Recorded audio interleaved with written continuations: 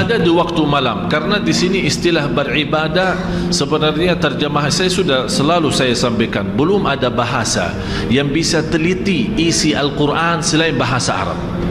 Jadi tidak usah capek mutar pusing sana kemari, mutar lagi balik lagi, tidak akan bisa faham sesuai maksud. Karena di sini orang-orang yang beribadah, tapi kalau di dalam ayat itu tidak ada sebut ibadah kan? Yang disebut apa? Amman huwa qanitun. Qunut, di sini ada istilah qunut. Istilah qanitun beda sama abidun. Abidun itu dikenal sebagai ahli ibadah. Tapi qanitun dia memiliki sebuah keistimewaan yang luar biasa. Karena istilah qunut sebagaimana penjelasan Imam Syafi'i, al-qunutu tulul qiyam. Qunut itu lama berdirinya. Dan lama berdiri itu hanya khusus untuk salat tahajud. Kalau Bapak Ibu yang sudah berangkat umrah bulan puasa, dilihat bagaimana bacanya imam. Mohon maaf, termasuk sekarang sudah termasuk cepat. Karena sudah dilihat kondisi umat sudah mulai malas, akhirnya dikurangi. Padahal waktu saya masih di sekolah SMP, masih SD SMP, dibawa sama orang tua ke Masjid Nabawi, dalam satu malam imamnya khatam 3 juz.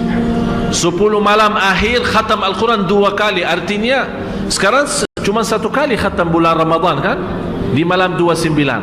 Waktu kita masih sekolah, tarawih punya khataman sendiri, setiap malam 1 juz. 10 malam punya khataman sendiri, setiap malam 3 juz. Mulai dari hampir kita mulai salat malam jam 1, hampir mendekati subuh. Dan kita merasa kenikmatan yang luar biasa. Itu yang hakikatnya tahajud. Dan selalu saya minta sama jamaah, cuba salat tahajud walaupun seminggu sekali, walaupun 2 rakaat, tak usah banyak-banyak, tapi nikmat hayati rasakan.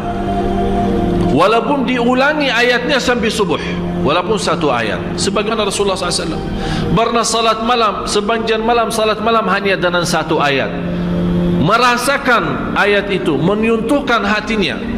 Sampai Rasulullah SAW menangis. Kata Siti Aisyah, Rasulullah SAW tidak pernah tinggalkan salat malam bagaimanapun keadaannya. Walaupun dia sakit, dia salat malam duduk. Afdalus salati ba'dal faridah qiyamul lail. Salat yang terbaik sesudah fardu qiyamul lail. Dan saya heran, orang punya masalah, bagaimana punya masalah dia masih bisa qiyamul lail? Menurut saya masalah tinggalkan salat malam itu masalah. Tapi selama anda jaga salat malam, wallahi tidak ada masalah. Semuanya bisa beres. Kita hanya duduk. Allah sendiri memuji kita saat malam hari kita tinggalkan tempat yang enak saat tidur, menjauhkan diri dari suami maupun dari istri, mengangkat selimutnya. Allah Maha melihat, dan di situ Allah tunjukkan kepada malaikat, ya malaikati, hei malaikaku, lihat apa yang dilakukan oleh hambaku. Tinggalkan lazatnya tidur, tinggalkan enaknya istirahat untuk hanya mencari ridhaku. Saksikan wahai malaikaku, apapun yang namanya susah tidak ada di dalam hidup orang itu. Allah yang janji Bapak Ibu. Jadi menurut saya pintu langsung kita bisa menyelesaikan masalah, tidak bagi siapapun, tidak di antara siapapun, hanya lewat langsung kepada Allah, itu qiyamul lail. Asahhun nasi abdanan, yang paling sehat tumbuhnya yang jaga salat malam. Yang paling sinar mukanya yang jaga salat malam. Yang paling suci batinnya yang jaga salat malam. Yang paling berkah ucapannya yang jaga salat malam. Yang paling mulia perbuatannya yang jaga salat malam. Semua terjamin berkah kata, baik perbuatannya, suci batinnya. Malah dari sisi salat malam, karena terisi ketakutan kepada Allah, dan ketakutan yang terisi kalbu, terbakar namanya syahwat.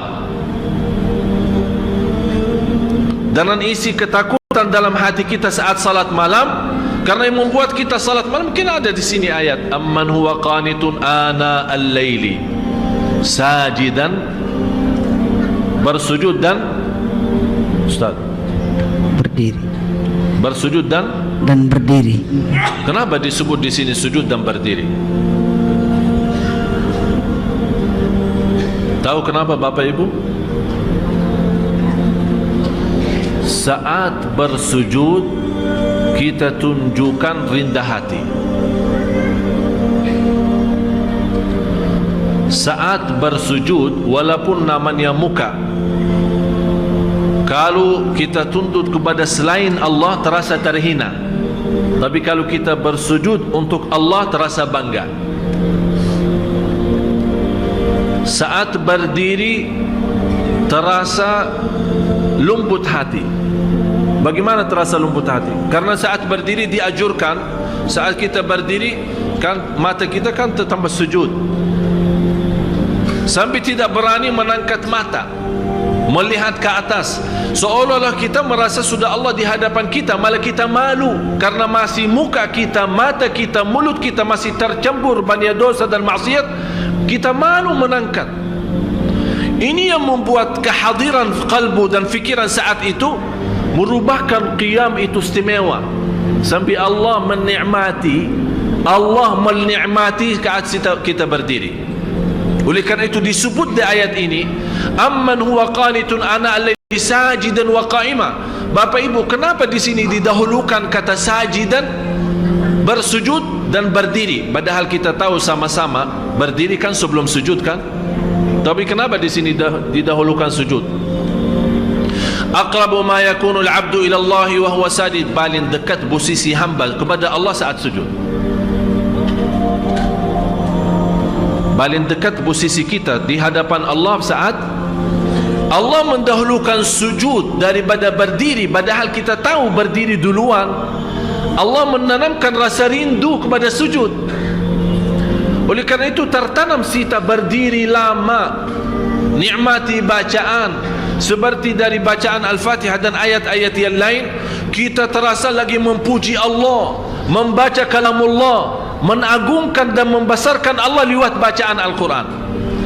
Dan terasa, ya Allah, saya sudah lama dan banjan berdiri untuk memujimu. Ya Allah, saya rindu bersujud agar menjadi mendekatimu. Masya Allah. Jadi posisi berdiri dan sujud itu ada ikatan yang luar biasa. Oleh kerana itu di rahasia ayat ini dibawakan kata sujudan, sajidan wa qa'ima. Yang lebih indah lagi Bapak Ibu, dibawa kata sajidan, bukan sujudan. Kenapa sajidan? Itu merubahkan orang ini sangat membutuhkan kedekatan kepada Allah. Memang Bapak Ibu semua saya yakin sangat merindukan menjadi hamba yang terdekat kepada Allah. Itu sujudnya. Oleh karena itu dalam kesempatan saat sujud diserahkan oleh Rasulullah kita berbanjan doa, menadu, bermunajat. Karena saat berdiri lama memuji Allah lewat bacaan Quran, kita sekarang mulai minta hajat. Karena saat berdiri kan dah boleh doa. Kapan boleh doa saat? Apa yang kita baca saat berdiri? Alhamdulillahi Rabbil Alamin. Artinya apa? Segala puji. Berarti kita membaca Al-Quran sebenarnya intinya memuji Allah. Kita belum minta apa-apa. Cuba bayangkan kalau ada seorang manusia mulia atau orang kaya, kita duduk di hadapan dia atau berdiri di hadapan dia, kita 1 jam puji dia di depan ribuan orang. Habis kita selesai puji dia, kita minta hajat, kira-kira ditolak enggak? Diterima. Saya pernah melihat ada seorang bawa kata syair memuji seorang raja di Arab, sampai dibawa kata-kata, sampai terus terang saja saya tersentuh hati saya. Padahal di bawah kata-kata, barangkali kalau kita kasih ke Nabi, masih mending daripada manusia. Luar biasa pujiannya kepada raja, sambil raja sendiri sudah merasa dirinya kagum, sudah tidak bisa bertahan saking pujiannya tinggi. Habis itu belum dia selesai bacaannya, sudah berhenti. Kamu mau apa? Saking senang, saking terbuka hatinya seorang raja, belum selesai orang memujinya, dia malah udah, kamu mau apa? Selesaikan. Ini Bapak Ibu manusia yang masih terisi kotoran, yang masih terisi dosa, yang masih terisi riya, yang masih terisi nifak, yang masih terisi bermacam-macam maksiat, dosa besar maupun kecil. Kalau kita puji dia, dia tetap tersentuh, terbuka hatinya, dia lupakan segalanya dan dia bantu. Musuh, kata Allah, musuh saja bisa menjadi kawan dan teman, menjadi orang teman dekat dengan kita dengan ucapan yang baik, puji. Apalagi maha zat yang agung, zat yang mulia, yang maha suci, yang maha segala-galanya. Kalau kita puji, bagi Allah tidak mungkin mengecewakan hamba yang saat itu dipuji.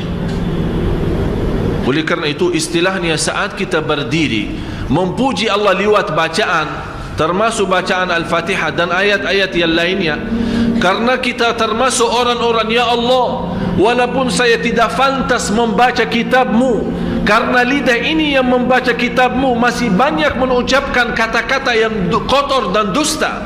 Ya Allah, saya tidak pantas membaca kitab-Mu, karena lidah ini sudah banyak berkata-kata bohong dan mencaci maki orang. Ya Allah, saya tidak pantas diberikan kemudahan membaca kitab-Mu, karena lidah ini sudah terlanjur mencaci dan membuka aib orang.